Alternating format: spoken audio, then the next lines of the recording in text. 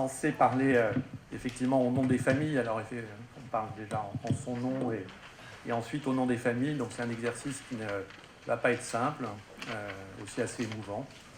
Et je remercie vraiment qu'on ait été invités. J'espère que dans moins de 10 ans, il y aura la dernière population qui nous manque, qui sont ces jeunes qui restent derrière la porte pendant qu'on se parle. Donc je ne pense pas qu'ils viendront au pupitre parler, mais probablement au fond de la salle, ça sera déjà un grand progrès.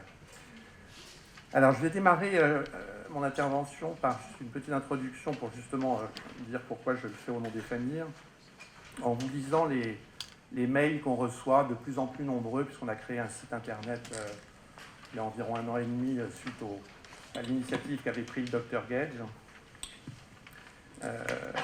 Et donc je vais vous lire 2 éléments, et avant ça je vais juste finir de me présenter pour être sûr qu'on voit bien qui je suis. Donc nous on est parents de 3 enfants avec Virginie qui m'accompagne, et Théophile qui a 22 ans a commencé une phobie scolaire à l'âge de 12 ans, donc c'était il y a 10 ans.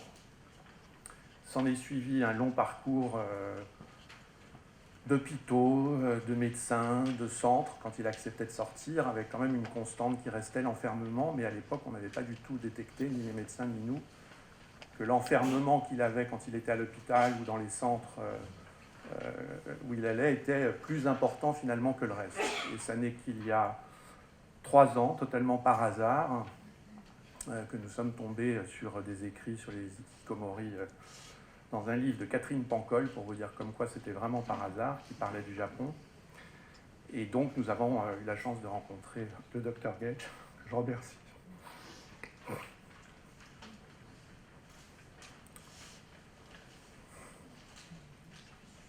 Bon, et depuis, les choses ont quand même beaucoup évolué, beaucoup changé. On a mis un mot, on s'occupe de nous, on nous suit, et on ne nous lâche plus.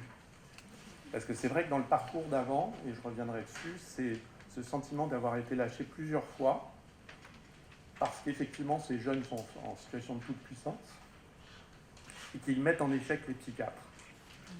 Et donc forcément, on a vu, nous, un certain nombre de très bons psychiatres lâcher l'affaire parce qu'ils n'y arrivaient pas non plus. Donc voilà en fait ce qui fait que je suis là. Et depuis 2 ans et demi, donc nous avons un groupe de parole avec plein d'autres familles que je salue là, avec les Boiliers, avec Madame Marty, et plein d'autres, avec qui nous échangeons toutes les semaines. Et donc nous avons, je dirais, à notre petit niveau, une vision. Alors effectivement, c'est une vision des familles, pas une vision très médicale, mais nous échangeons sur le quotidien, sur nos vies, sur la façon dont nos enfants évoluent. Voilà, et ça donne un certain nombre de thématiques que je vais essayer d'aborder là rapidement. Je vais lire d'abord deux mails rapidement pour vous dire exactement ce qu'on reçoit et qui décrit parfaitement ce que vous avez tous, médecins, décrit ce matin. Suite à la lecture d'un article, je mets enfin un nom sur le mal qui affecte le fils de ma compagne depuis environ une dizaine d'années. Âgé de 28 ans, sans emploi, inscrit au chômage, ni au chômage ni au RSA. C'est sa mère qui subvient à ses besoins, pas d'activité, pas d'amis, des jeux vidéo, un peu de cannabis, mais également du sport. L'article décrit parfaitement la situation dans laquelle nous vivons. Il vit dans une maison, reclus, sans aucun confort, qu'il a fait acheter à sa mère en lui promettant de la retaper en quelques mois, il y a 4 ans. Je prends la peine de vous écrire, car vu de ma fenêtre, son fils se cache derrière des problèmes dermatologiques, qui seraient à l'origine, semble-t-il, de ce qu'il dit, de son empêchement de sortir. Il prend un traitement pour cela, les résultats ne sont pas probants. C'est un beau jeune homme, mince, intelligent. Là, on en vient à un point qui est très sensible pour les familles. Ma compagne, sa mère, semble résignée et attend un miracle. On a tous attendu ce miracle, ce déclic, qui, comme ça a été dit, n'arrivera pas. Une prise de conscience soudaine, une maison finie, une guérison de l'acné, une hypothétique rencontre. En attendant, elle finance. Le jeune refuse de consulter un psy, ne se sent pas malade, le monde et la société ne lui plaisent pas, il craint le regard des autres. Le mot hikikomori, et c'est pour ça que je suis d'accord avec le Dr Gage, ça nous permet, nous, de citer quelque chose sans être dans un domaine médical. Il y a une partie, voilà, c'est la rencontre de cette sociologie, de ce monde, de cette de la médecine. Et effectivement, quand ils nous écrivent, ce mot vient nommer, je pense, le syndrome dont souffre ce gamin et nous a aidés. Personnellement, je ne vois pas d'issue sans une aide extérieure, du soutien, des conseils. J'ai essayé de mon côté de multiplier les occasions de nous rencontrer, etc., de faire intervenir des amis, des connaissances. Bien entendu, rien n'a fonctionné. Je pense que ce syndrome qui laisse les enfants et de nombreuses familles dans la détresse, en désarroi, devrait être considéré au niveau national, que la culpabilité pour les parents, les proches, les amis qui se sentent impuissants et qui ne savent vers qui se tourner, au même titre que l'autisme, la précocité aujourd'hui, etc. Que me suggérez-vous? Vers qui puis-je me tourner, orienter ma compagne et son fils? Deuxième mail un peu plus court. Je suis la mère d'un hikikomori, donc elle le cite tout de suite, de bientôt 31 ans. Le cas est tellement typique qu'il est inutile de le raconter ici. Des départs, des retours, un enfermement à chaque retour de plus en plus long. Depuis janvier, enfermé dans une chambre, sort la nuit pour manger et aussi parfois pour ses courses, car depuis 3 mois, je refuse de lui acheter à manger, ne répond plus à aucune question, s'enferme ma clé si j'en pose une, réaction défense dès que je m'approche, refus de toute idée thérapeutique, mettre un nom sur cette chose-là, voir que je n'étais pas la seule. Au début, ce fut un soulagement, comme un début d'explication, un allègement de la culpabilité, puisque la culpabilité est effectivement un sentiment très fort dans ce syndrome de la part des parents. Mais maintenant, cela m'accable, tant à faire et je suis si seule, perdue, etc. Help, merci de m'avoir écouté. Voilà, alors on reçoit des mails comme ça, je ne dirais pas tous les jours, mais tous les 2 ou 3 jours, donc on essaye d'y répondre, mais voilà un peu un descriptif assez classique, je dirais, de ce que les familles racontent. Donc je vais traiter un certain nombre de points rapidement, donc des profils sociologiques familiaux différents, mais ce qui a été très très incroyable, c'est que quand on raconte l'histoire, on raconte tous la même histoire, et quand j'ai des parents en ligne qui m'appellent, c'est la même histoire à chaque fois. Et là, il y a vraiment, je pourrais quasiment, enfin j'en ai écrit des pages et des pages, et écrire de manière, comme vous diriez, médecin clinique, cette histoire-là, c'est la même. On traitera après ce phénomène qui s'étend sur tout le territoire. Je pense que quand on échange entre familles, on s'aperçoit bien que cette reclusion, qui est vraiment cette addiction finalement, et ce que disait le docteur Gage, qui paraît effectivement une vraie nouveauté dans ce que nous on disait, c'est pas une addiction aux jeux vidéo, je ne sais quoi, c'est une addiction à la reclusion, et que tant qu'on n'a pas traité cette addiction-là, finalement, on n'a pas commencé de faire quoi que ce soit. C'est donc une drogue, elle va s'étendre à toute la famille. Je vais revenir aussi sur la peur du suicide, parce que c'est quelque chose dont on parle pas bien entre nous, les familles, mais elle est là. Pouvoir absolu contre tous les maux, donc ils sont dans une position de toute puissance régressive. Vous disiez que c'était des terroristes, oui, c'est des terroristes. Incompréhension souvent quasi totale des aidants, en tout cas ceux qu'on a rencontrés avant de... Donc je suis vraiment content qu'il y ait autant de monde aujourd'hui pour mieux comprendre de quoi il s'agit, parce qu'effectivement c'est compliqué. Où est-ce qu'on en est, et puis finalement on rêve de quoi, nous? Alors, quand je dis que c'est des profils sociologiques familiaux différents, c'est-à-dire que dans nos groupes de parole et dans tous les gens avec qui j'échange, et nous échangeons, il y a des familles, des couples ensemble, il y a des familles monoparentales, soit par divorce, soit par décès, il y a vraiment tout type de milieu, donc on ne peut pas du tout, en tout cas à notre échelle, dire que ce milieu-là ou la façon dont les choses se sont passées sociologiquement aurait pu avoir un début d'impact. Ce sont toujours des personnes, en revanche, très impliquées, très aimantes, donc probablement un peu trop, on pourrait presque dire, mais en tout cas, c'est comme ça. Et on raconte tous la même histoire. Alors cette même histoire, je vais essayer de la dire très très simplement, on raconte tous que ces enfants, et je vais dire ces garçons, puisqu'effectivement dans 95% des mails qu'on reçoit ou des familles qui sont là, ce sont des garçons, en tout cas en France. On va les décrire de la même façon petits, c'est-à-dire on va dire c'était des enfants plutôt très intelligents ou très fins, et à la fois d'une hypersensibilité, avec parfois des difficultés à l'école ou aller à l'école, hypersensibles, avec des relations parfois compliquées avec leur père, parce qu'effectivement, dès qu'il y avait une bagarre entre copains, c'était un peu... je sais pas, moi je le prends à 100 et eux ils le prenaient à 300 ou 400%, donc il y avait toujours cette grande sensibilité qu'on décrit et ces diverses difficultés qui ne vont faire que finalement petit à petit s'accroître. Ça va pouvoir tenir jusqu'à l'âge, vous parliez de préadolescence ou de post-adolescence, dans ce qu'on nous on voit en tout cas dans les familles avec qui on échange. Les premiers cas apparaissent comme Théo vers 12-13 ans, et puis ensuite il va y avoir un deuxième cap assez important qui est le 20-25, donc qui est l'entrée dans la vie des études. Et donc avant que ça se passe comme ça, on va toujours décrire cette hyper-empathie, hyper-sensibilité. Alors on dit ils n'ont pas de filtre, le docteur Gage dit ils n'ont pas de peau.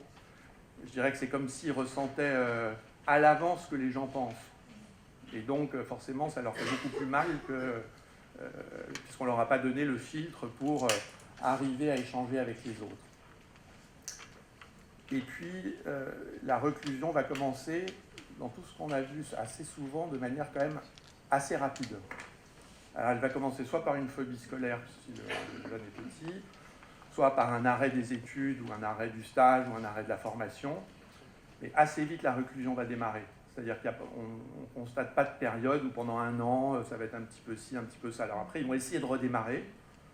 Et alors là, on raconte aussi tous la même histoire, qui était très bien décrite par le docteur italien, qui est la veille au soir, ils sont pleins de bonnes intentions, on va réussir, etc. Le matin, on va se préparer.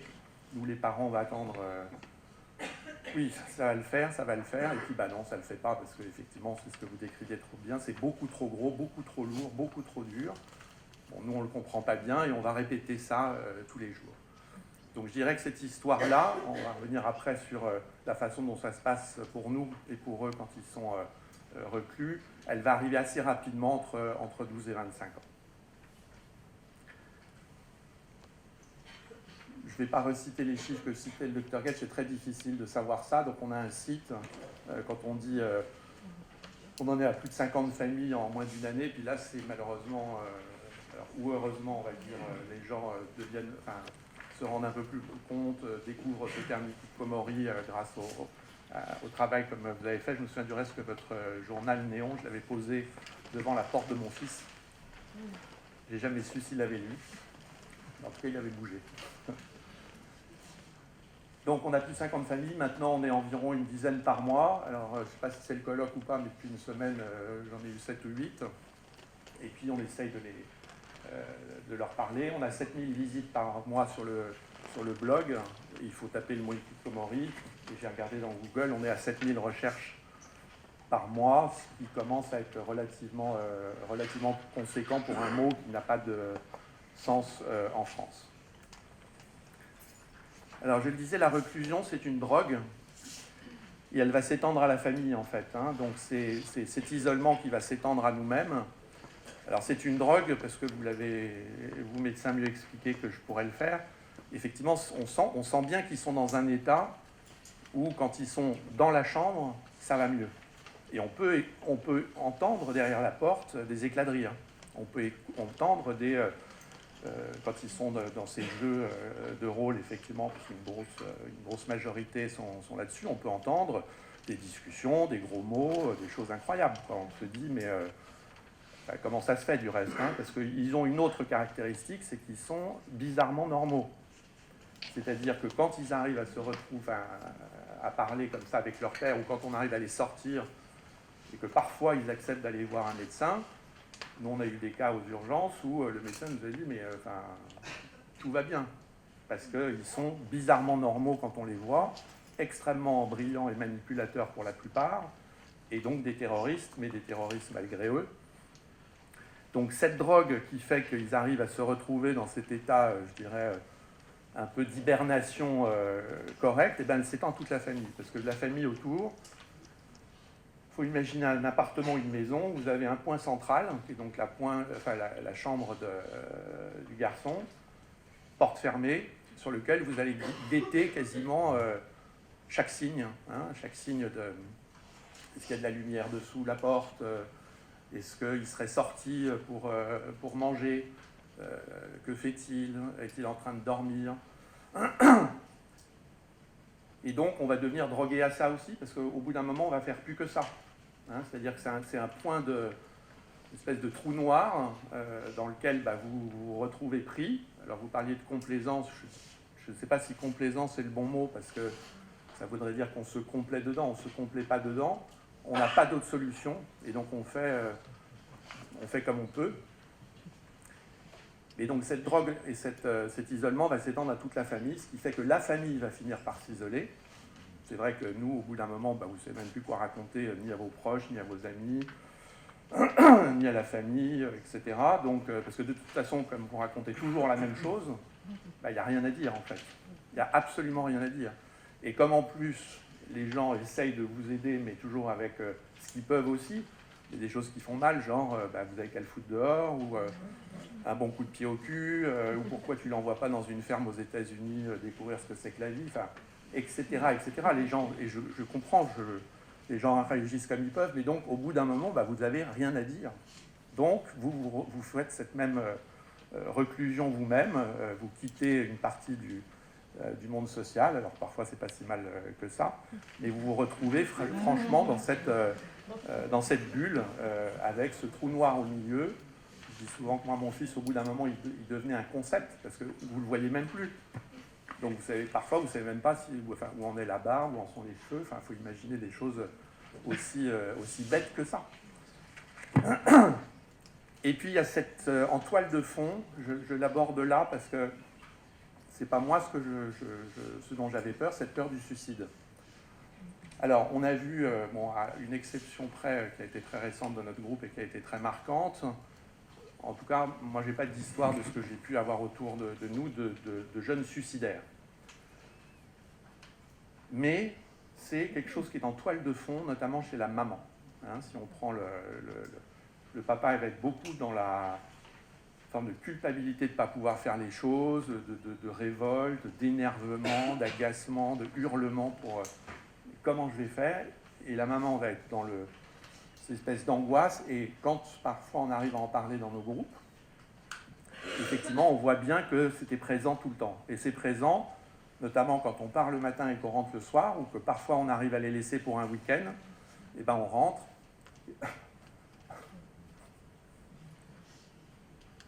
Et on se demande s'ils sont là ou pas.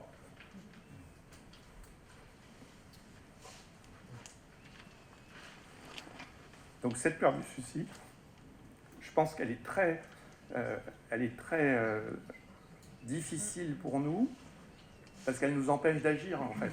Quand vous disiez c'est des terroristes, forcément le terrorisme au suicide, là, vous n'avez pas grand-chose à pouvoir mettre en face. Voilà, donc cette peur du suicide, je voulais l'aborder, parce que je ne pense pas, et nous n'avons pas cet exemple, et je ne le pense pas dans le cas de mon propre fils, qu'il y avait ce risque. Mais c'était comme ça, c'était sous-jacent. Ça a été sous-jacent aussi dans les sœurs de Théophile, qui pensaient que le jour des 18 ans, il s'arrêterait. J'en ai un peu parlé, un pouvoir absolu contre tous les maux de la société.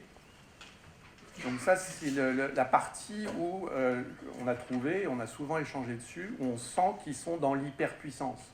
C'est-à-dire que c'est comme s'ils avaient trouvé l'arme absolue, puisqu'ils sont reclus, puisqu'ils disent non à tout, puisqu'ils arrivent quand même à vivre, franchement, ils ont l'arme absolue, quoi. Moi, je me suis même demandé, si j'avais vécu à cette époque, est-ce que je ne me serais pas servi de cette arme. Donc c'est terrible parce que, effectivement, c'est une addiction, c'est une arme absolue, donc forcément, pour aller le contrer, ça devient de plus en plus difficile. Et on parle de position d'hyperpuissance régressive, parce que c'est vrai, nous, parents, la seule chose qu'on a à faire, c'est de payer la facture d'Internet qui nous sert à nous. Donc souvent, on dit que ces enfants ne coûtent pas très cher. Et puis acheter une pizza de temps en temps pour ceux qui continuent à les nourrir, qu'on laisse devant la porte. Donc c'est sûr que ça fait quand même penser à plutôt des petits-enfants de moins de 2 ans que des adolescents ou des adultes. Et donc je pense que cette espèce de méli-mélo là, de toute puissance, de drogue, de régression pour nous parents, c'est juste indémêlable. Parce qu'on se retrouve dans cette position où il est petit bébé, donc il faut s'en occuper. Il a l'arme absolue contre nous, parce que quoi qu'on dise, on ne pourra rien faire. Et donc on n'y arrive pas, quoi. Et on n'arrive pas à le sortir. Parce qu'effectivement, Donc, je vais aborder la partie un peu plus, justement, de l'accompagnement. Vous en avez parlé.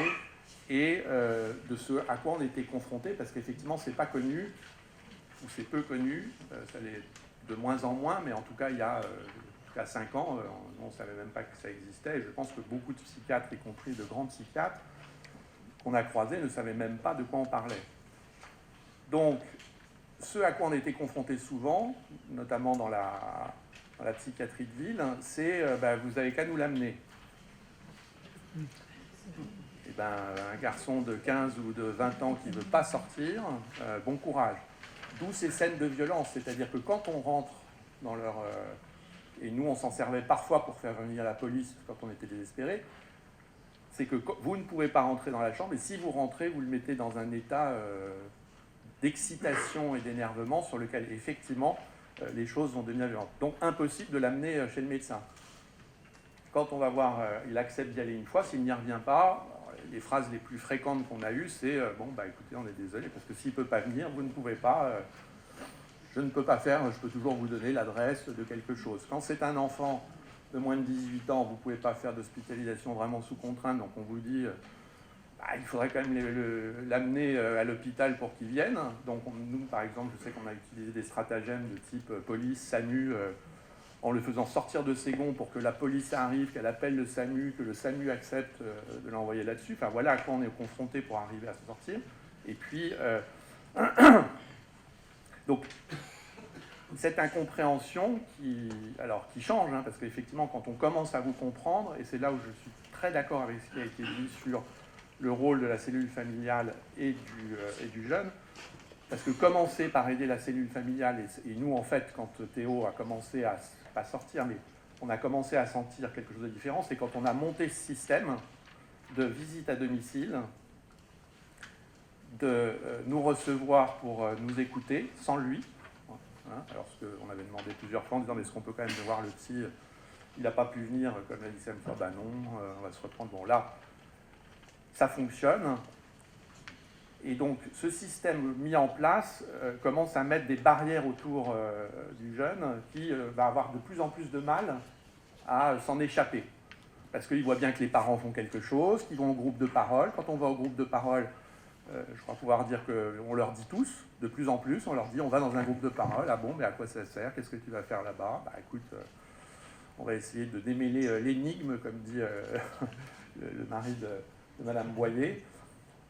Donc, une incompréhension totale, et ça, c'est ce qu'il y a de plus difficile. C'est pour ça que dès qu'on est compris, en fait, les choses changent. Et ça, c'est très important. Donc, le plus on peut... Et moi, j'en voulais beaucoup aux médecins à une certaine époque en disant, mais c'est pas possible que vous lâchiez l'affaire, quoi. C'est pas possible. Combien j'en ai eu qui m'ont appelé à minuit en disant, on n'en peut plus, venez le chercher. Enfin, en gros, c'est un adolescent qui fait chier. Je me suis retrouvé à descendre à 800 km dans le sud parce que un centre ne nous voulait plus, parce qu'ils n'y arrivaient plus. Mais on vous laisse tomber, puis on vous dit, je sais pas, aller voir quelqu'un d'autre, etc. Quand cet accompagnement commence à être vraiment suivi, les choses changent, et on peut dire que les choses sont en train quand même de beaucoup changer. Donc j'en viens à un de mes derniers points, c'est on en est où depuis qu'on s'occupe de nous, en tout cas pour les familles qui ont cette chance, puisqu'il y en a encore beaucoup qui nous écrivent et qui n'ont pas cette chance, mais j'espère que des journées comme ça, et le travail que vous allez tous faire pour mieux comprendre ce phénomène ou ce syndrome, où on en est, les choses bougent.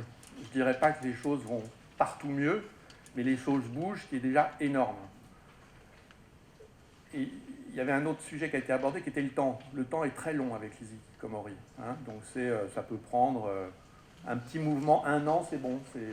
Donc nous, on compte maintenant en années, on ne compte plus en semaines ou en mois, mais les choses bougent. On a observé dans quelques cas, dont nous faisons partie, que effectivement cette mise en place d'un système dans lequel ils ne peuvent plus s'échapper et que nous ne lâchons plus, que le corps médical ne lâche plus, suivi ensuite d'une hospitalisation sous contrainte, et là je voudrais remercier les équipes de Sainte-Anne tout ensemble, et notamment le docteur Moreno qui s'est occupé de Théo. Ça a changé, et ce qu'on a pu voir, c'est qu'un certain nombre de jeunes ont commencé à se rendre compte de la situation et à surtout faire de cette maladie ou de ce syndrome, ou peu importe comment on l'appelle, leur sujet à eux. Puisque avant, ça n'était pas leur sujet. Ils refusent de voir les psys, ils n'ont pas vraiment de problème, c'est souvent les parents. Nous, on voit des psys, on prend des bonbons, on n'en peut plus. Quand je dis des bonbons, c'est bien entendu des cachets pour tenir. Et eux ne se sentent pas dedans. Et quand, je prends le cas de Théophile, mais je peux prendre le cas de Madame Marty aussi, quand à un moment on dit le système est puissant, c'est stop, il y a cette hospitalisation contrainte qui en plus est bien organisée en lien avec ce qui s'est passé avant, en tout cas dans quelques cas, ça a permis aux jeunes de se sentir totalement en possession de son sujet. Donc nous, ce n'était pas un déclic, je dirais c'était une forme de réveil. C'est-à-dire que là, il ne pouvait plus revenir en arrière. Et du reste, il ne veut plus revenir en arrière maintenant. Ça va durer des années, mais il ne veut plus revenir en arrière. Il a pris cette conscience de... C'est comme s'il était passé à un autre étage. Et on commence à voir des cas de ce type-là. Il y a toujours des rechutes parce que c'est une drogue. Donc quand ils vont moins bien, c'est le cas en ce moment pour le fils de Madame Moyer, ils retombent, donc ils se remettent à la maison, etc. Et c'est là où il ne faut pas lâcher, et c'est là où aussi parfois peut-être une séparation est intéressante. Alors l'échange entre les familles, ce que ça nous a apporté, je dirais tout, parce que d'abord vous n'êtes plus seul, puis on discute de choses parfois très, très, très basiques. Comment vous feriez si vous étiez là? Est-ce qu'il faut l'affamer? Est-ce qu'il ne faut pas l'affamer? Est-ce que... il faut être dur, il ne faut pas être dur, il ne veut pas faire ci, les histoires d'aide sociale, comment il peut faire pour avoir cette aide sociale, est-ce que c'est bien qu'il le fasse, qu'il ne le fasse pas? Parce qu'effectivement, adultes, ce sont des oubliés sociaux, donc personne ne vient les voir. Voilà, je terminerai. On rêve de quoi? On rêve qu'ils aient une vie à eux. Une vie agréable, on sait qu'elle sera différente. Je pense qu'on en est tous persuadés, on n'attend pas le grand déclic et le grand soir. Mais voilà, on espère qu'ils puissent avoir dans le temps une vie normale, entre guillemets, c'est-à-dire qu'ils puissent trouver l'amour, qu'ils puissent avoir des occupations, qu'ils puissent avoir une certaine autonomie. Bon, on n'en est pas là tous les uns et les autres. On sait que ça va prendre plus de temps. Et je voudrais juste terminer en disant, ils nous disent quoi? Alors ça a été un peu abordé. Moi, j'ai l'impression que Théo, c'est un paratonnerre. C'est un paratonnerre sur nos propres problèmes, c'est-à-dire qu'il va prendre tout ça, puis c'est un paratonnerre de la société. Et donc j'ai l'impression que ce qu'ils sont en train aussi peut-être de nous dire, c'est qu'on s'occupe beaucoup des sujets de la planète, etc., qui vont atteindre le corps, le physique, et que ce serait presque comme s'ils étaient en train de faire exactement le même travail en nous disant la société dans laquelle on est en train de vivre, notamment dans les grandes villes. Je le dis parce que Théo ne veut plus revenir à Paris, il trouve que c'est trop difficile, il vit dans le sud, à Montpellier, dans un centre. Ils sont peut-être en train de nous dire que c'est pas possible, quoi. En tout cas, pour une partie des gens qui ont cette hypersensibilité, ça devient impossible. Donc je ne sais pas si ce sont des lanceurs d'alerte comme Greta Thunberg, mais en tout cas, ils nous disent ça. Moi, ils me disent ça, je pense qu'ils nous le disent à beaucoup, et qu'il faut qu'on trouve une façon de vivre dans cette société qui devient un peu folle. En tout cas, c'est comme ça qu'on se raconte aussi joliment les histoires. Voilà, je vous remercie.